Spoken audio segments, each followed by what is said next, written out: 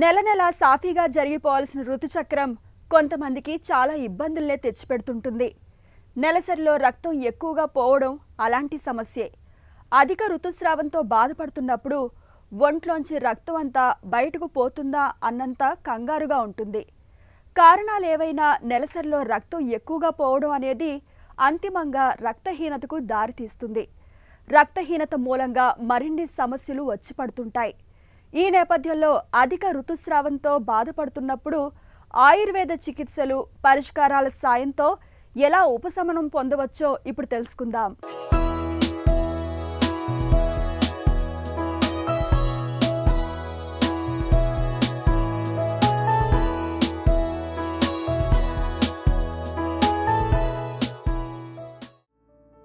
నెల నెలా సహజంగా జరిగిపోవాల్సిన ఋతుచక్రం కొంతమందికి చాలా చిక్కుల్ని తెచ్చిపెడుతుంటుంది. నెలసరిలో ఎక్కువ మొత్తంలో రక్తం పోవడం కూడా అలాంటిదే. అధిక ఋతుస్రావాన్ని ఆయుర్వేదం రక్తప్రదర వ్యాధిగా చెబుతుంది. శరీరంలో హార్మోన్ల సమతూకం దెబ్బతినడంతో పాటు పిత్తదోషం ఎక్కువైనప్పుడు, గర్భసంచిలో కణితులు ఉన్నప్పుడు అధిక రక్తస్రావం సమస్యగా మారుతుంటుంది. ప్రతి నెల ఎక్కువ మొత్తంలో రక్తం పోవడం అనేది చాలా మందిలో తీవ్రమైన రక్తహీనతకు దారితీయడంతో పాటు మరెన్నో చిక్కుల్ని తెచ్చిపెడుతుందని చెబుతారు ఆయుర్వేద నిపుణులు. ఈ మధ్యకాలం చాలామంది స్త్రీలలోనూ, ముఖ్యంగా యుక్త వయసులో ఉన్న ఆడవాళ్లలోనూ, సుమారు 18-25 సంవత్సరాల మధ్యలో ఉన్న వాళ్ళలో అత్యధికంగా ఈ హార్మోన్ల సమస్య చూస్తున్నాము. అందులో కొంతమందికి అయితే ప్రతి నెల 6 నుంచి 8 రోజులు అవ్వడం, దాంతోపాటు కొంతమందికి 10-12 రోజులు కూడా అవ్వడం చూస్తున్నాం. అయితే ఇది చాలామంది 6 నుంచి 10 రోజులు నాకు ఫస్ట్ నుంచి ఉంది, నాకు ఇదే పర్వాలేదు అని అనుకుంటూ ఉంటారు. కాకపోతే ఏంటంటే 6 నుంచి 10 రోజులు అవుతే కనుక, అది తరచూ అవుతే కనుక వాళ్ళకి రక్తాల్పత అనే సమస్య రావడానికి అవకాశం ఉంటుంది. అదేవిధంగా ఇతరత్ర హార్మోనల్ సమస్యలు, అంటే వాళ్ళకి పీసీఓడి సమస్య కానీ, లేదా అంటే ఇంటర్నల్గా సిస్టులు ఫామ్ అవ్వడం కానీ యూట్రస్లో, అలాగే యూట్రస్లో ఏమైనా చేంజెస్ రావడం కానీ అలాంటివి ఏర్పడినప్పుడు ఇలాంటి సమస్యలు రావడానికి అవకాశం ఉంటుంది. కాబట్టి వాళ్ళకి ఈ యొక్క సమస్య తరచుగా ఉంటే కనుక వాళ్ళు తప్పనిసరి డాక్టర్ని సంప్రదించవలసిన అవసరం ఉంటుంది. అందులో చాలామంది ఏంటంటే అధికంగా బయట దొరికే ఆహార పదార్థాలు తీసుకుంటున్నారు. అలాగే ఆహారంలో చాలా చేంజెస్ చేస్తున్నారు. అంటే బయట దొరికే కొన్ని రకాలైన నూనె పదార్థాలు కానీ, లేతే చిప్స్ కానీ, కూల్ డ్రింక్స్ కానీ, ఫ్రైస్ కానీ అన్నీ బయట ఫుడ్ ఎక్కువ తినడానికి వాళ్ళు ఇష్టపడుతున్నారు. దీనివల్ల ఏమవుతుందంటే యొక్క ఫ్యాటీ ఫుడ్ అనేది వాళ్ళ యొక్క సిస్టమ్ మీద చాలా ప్రభావం చూపించి వాళ్ళకి ఈ విధమైన హార్మోన్స్, ఫస్ట్ వాళ్ళకి ఇబ్బంది కలిగేది స్త్రీలకి పురుషుల కంటే ఎక్కువ ఈ ముఖ్యంగా జరిగేది మెన్స్ట్రువల్ డిస్టర్బెన్సెస్.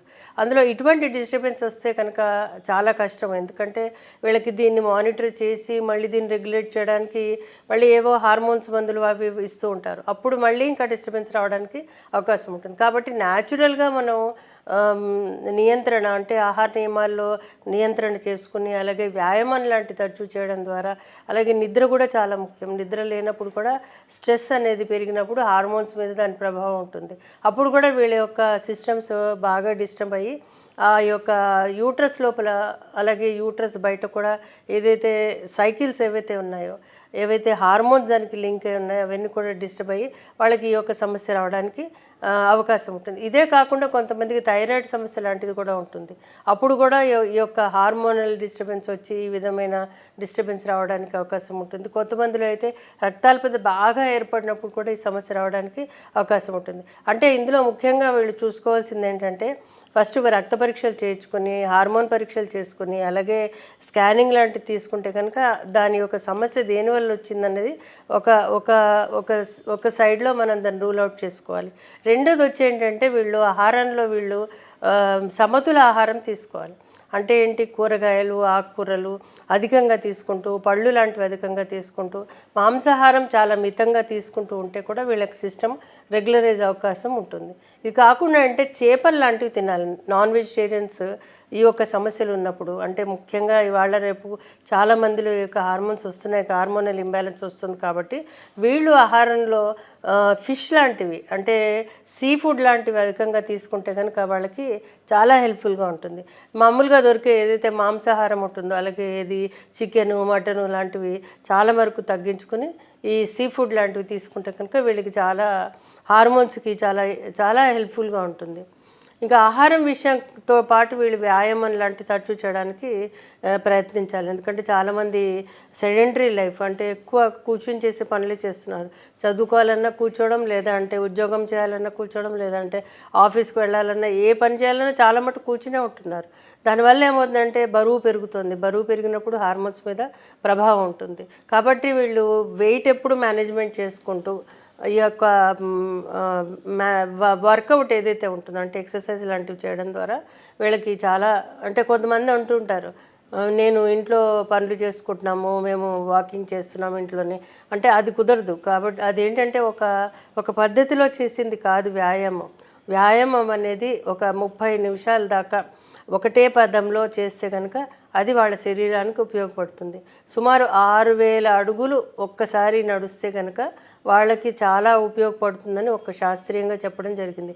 కాబట్టి ఇది సుమారు 1.5 కిలోమీటర్ దాకా నడవాలి వాళ్ళు, అప్పుడు వాళ్ళకి ఉపయోగపడుతుంది.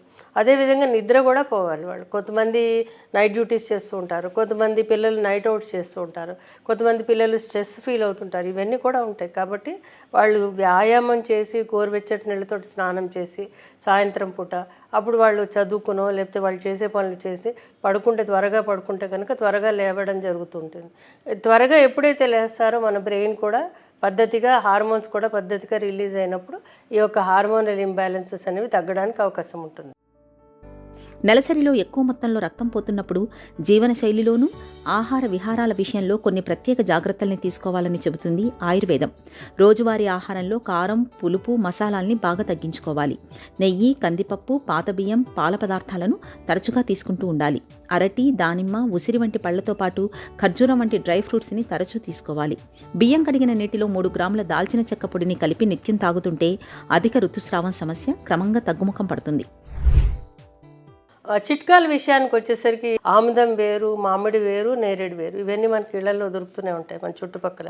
సో ఆ వేళ్ళని తీసుకొచ్చి అంటే సుమారు ఒక్కొక్కటి ఒక 10 గ్రాములు కొంత తీసుకొచ్చి వాటిని దంచి ఆ యొక్క పేస్ట్ ఏదైతే ఉంటుందో ఆ పేస్ట్ పాలల్లో ఉడకపెట్టి ఆ రసం ఏదైతే ఉంటుందో పాలల్లో తయారు చేసిన మిశ్రమం ఏదైతే ఉంటుందో ఆ మిశ్రమాన్ని పొద్దున్న ఒక 30 ml, సాయంత్రం ఒక 30 ml తేనె కానీ పటిక బెల్లం కానీ వేసుకుని పొద్దున్న సాయంత్రం పుచ్చుకుంటే చాలా బాగా పనిచేస్తుంది. ఇది కాకుండా ఏంటంటే సారిబా అంటాం మనం, నన్నారి అనేది, ఇది కూడా చాలా బాగా పనిచేస్తుంది. దీనిని రోజు ఒక 30 ml అంటే పౌడర్ రూపంలో వస్తుంది, వేళ రూపంలో దొరుకుతుంటుంది. ఏ విధంగానైనా కానీ వాళ్ళు ఈ యొక్క నన్నారిని కషాయంగా కాచి ఆ కషాయాన్ని ఒక 30 ml పొద్దున, 30 ml సాయంత్రం పాలతో ఉడకపెట్టైనా తీసుకోవచ్చు, లేకపోతే పాలు వేసైనా తీసుకోవచ్చు, లేకపోతే ఆబళంగా నిమ్మరసం పిండి అయినా తీసుకుంటే కూడా వాళ్ళకి చాలా మంచి ఉపయోగం ఉంటుంది. ఇది కాకుండా బియ్యం మనం దంపుడు బియ్యమో లేదా అంటే పొట్టు తీయని బియ్యం ఉంటుంది, ఆ బియ్యంలో ఉండే ఏదైతే గంజి ఉంటుందో ఆ గంజిలో ధనియాల పొడి వేసి ప్రతిరోజు తీసుకుంటే కూడా ఈ యొక్క అధిక ఋతుస్రావం ఏదైతే ఉంటుందో అది తగ్గడానికి అవకాశం ఉంటుంది. ఇది కాకుండా ఏంటంటే దానిమ్మ పట్ట దొరుకుతుంటుంది, అంటే దానిమ్మ చెట్టు ఎక్కడ పడితే అక్కడ మనం పెట్టుకుంటాం, లేకపోతే దొరుకుతుంది కూడా అది. అయితే ఆ దానిమ్మ పట్ట అంటే చెట్టు యొక్క బెరడు అంటాం మనం, అదైనా పర్వాలేదు. దానిమ్మ కాయ తొక్క ఏదైతే ఉంటుందో ఆ తొక్క అంటే ఈ యొక్క దానిమ్మ పంచాంగాలను కూడా ఔషధంగా ఆయుర్వేదంలో చెప్తుంటారు. అంటే క్వార్సిటిన్ అనే ఒక ద్రవ్యం ఇందులో ఉంటుంది. ఈ ద్రవ్యం ఏంటంటే స్ట్రిప్టిక్ అంటాం, అంటే ఏదైతే రక్తం అధికంగా అవుతుందో దాన్ని తగ్గించడానికి యాంటీ ఆక్సిడెంట్ ప్రాపర్టీస్ అధికంగా ఉంటాయి దీంట్లో. సో ఈ యొక్క దానిమ్మని పంచాంగాలు ఏవైనా పర్లేదు, దానిమ్మ పూలు కూడా తినచ్చు. అయితే ఇది మీరు ఆడుతూ పాడుతూ కూడా తినచ్చు, లేదా అంటే కషాయంగా కాచి తినచ్చు. ఈ బెరడుని కూడా కషాయంగా కాచి తీసుకోవచ్చు. ఎలా తీసుకున్నా కానీ ఇది మనం రోజువారీ తినే ఆహార పదార్థమే కాబట్టి దీనికి మనకి ఏ విధమైన రిస్ట్రిక్షన్ ఉండదు. సో దీన్ని తీసుకోవడం ద్వారా కొంతవరకు యొక్క బ్లీడింగ్ అనే సమస్య తగ్గడానికి అవకాశం. ఇది కాకుండా ఏంటంటే ఆహారపరంగా అంటే చిట్కాలాగా ఏంటంటే ప్రతిరోజు పిల్లలు కానీ ఎవరైనా కానీ ఆఫ్టర్ ఈవినింగ్ ఏదైనా స్నాక్ కింద నువ్వులు, బాదం పప్పు, అంజీరు, ఖర్జూరు ఇవి ఒక స్మాల్ ఉండలాగా చేసుకుని, మళ్ళీ కొంతమంది ఇందులో బెల్లం కలపడము, తేనె కలపడం ఇవన్నీ చూస్తున్నది కాకుండా ఈ ఫ్రూట్స్ కానీ తీసుకుంటే కనుక చాలా హెల్ప్ఫుల్గా ఉంటుంది. ఇక చికిత్సా విషయానికి వచ్చేసరికి ఆయుర్వేదంలో ఏ ఒక్క కారణం చేత వస్తుంది అంటే ఏదైనా పీసీఓడి వల్ల వస్తుందా, సిస్టులు ఫామ్ అయ్యి వస్తుందా, లేదా అంటే వాళ్ళకి హార్మోనల్ ఇంబ్యాలెన్స్ వల్ల వస్తుందా, అంటే ఇతరత్ర వాళ్ళకి సిస్టమిక్గా హార్మోన్స్ డిస్టర్బ్ అయిపోయి వస్తుందా, లేకపోతే కొంతమందికి స్టార్టింగ్ నుంచి కూడా ఇదే ట్రబుల్ ఉంటుంది. అప్పుడు కూడా దాన్ని సెట్ చేయడానికి అవకాశం ఉంటుంది. అయితే ఏదైనా ఉన్నా కానీ దీనికి సరిపడా మందులు ఆయుర్వేదంలో ఉంటాయి. ముఖ్యంగా ఇందులో ఏంటంటే ఉసిరికాయతోటి చేసినది అంటే అమ్లకి రసాయనం అనే ఔషధం ఉంటుంది, త్రిఫల రసాయనం అనే ఔషధం ఉంటుంది, అలాగే ప్రదరాంతక రస్ అనే ఔషధం ఉంటుంది, అలాగే చంద్రకళ రస్ అనే ఔషధం. ఇవన్నీ కూడా ఒక పద్ధతిలో వాళ్ళ యొక్క శరీర తత్వాన్ని బట్టి పద్ధతిగా ఇవ్వాల్సి ఉంటుంది. ఇందులో కొన్ని కషాయాలు, క్వాదాలు, ఆసవాలు, అరష్టాలు లాంటివి ఉంటాయి. అవి కూడా డాక్టర్ సలహా ప్రకారం 3 నుంచి 6 నెలలు తప్పనిసరిగా వాడవలసిన అవసరం ఉంటుంది. అధిక ఋతుస్రావంతో బాధపడే మహిళలకు ఆయుర్వేదం కొన్ని ప్రత్యేకమైన ఔషధాలను చెబుతుంది. అశోకారిష్ట, లోధ్రాసవం, ప్రవాళ భస్మం, ముక్తాపిష్టి వంటి ఔషధాలను ఆయుర్వేద వైద్యుల సలహాతో వాడుకుంటే మంచి ఫలితం కనిపిస్తుంది. అధిక ఋతుస్రావంతో బాధపడే మహిళలు ఎక్కువగా ఎండలో తిరగకూడదు. శారీరక శ్రమను సాధ్యమైనంత వరకు తగ్గించుకోవాలి. మానసిక ఆందోళనలు, ఒత్తిళ్లను తట్టుకునేందుకు యోగా, ధ్యానం, ప్రాణాయామాలను ఆచరించడం మేలు.